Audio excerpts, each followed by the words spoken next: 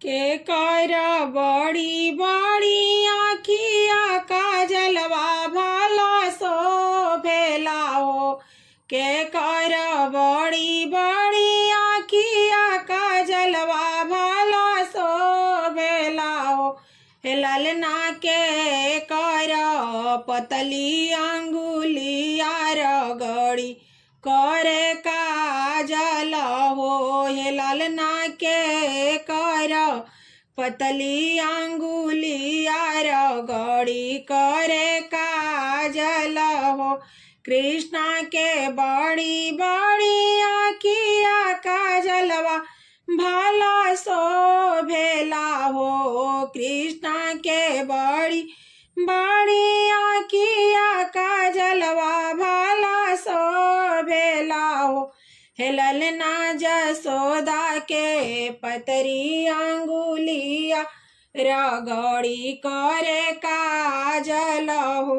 हे ललना जसोदा के पतरी अंगुलिया रगड़ी करे काजर हो। के कर ऊंची ऊंची लीलारा चंदनवा भला शोभेला हो। के कर ऊंची ऊंची लीलारा चंदनवा भला शोभेला हो। हे ललना के कर पतली अंगुलिया रगड़ी करे चंदन हो। हे ललना के कर पतरी अंगुलिया रगड़ी करे चंदन हो। कृष्णा के ऊंची ऊंची लीलारा चंदनवा भला शोभेला हो। कृष्णा के ऊंची ऊंची लीलारा चंदनवा भला शोभेला हो। हे ललना जसोदा के पतरी अंगुलिया रगड़ी करे चंदन हो। हे ललना जसोदा के पतरी अंगुलिया रगड़ी करे चंदन हो।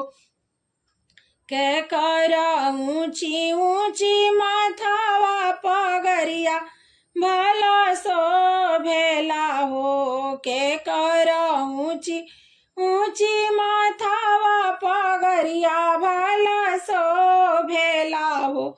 हे ललना के कर पतरी अंगुलिया पगरिया पहनावेली हो। हे ललना के कर पतली अंगुलिया पगरिया पहनावेली हो।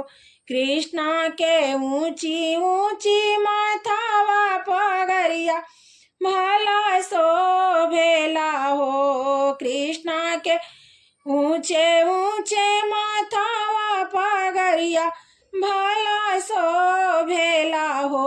हे ललना जसोदा के पतली अंगुलिया पगरिया पहनावेली हो।